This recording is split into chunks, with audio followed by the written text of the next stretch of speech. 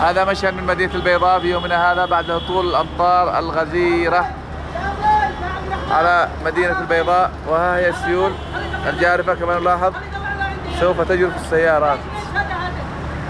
نحن اليوم يوم الأحد 10 من رمضان الموافق 29/7.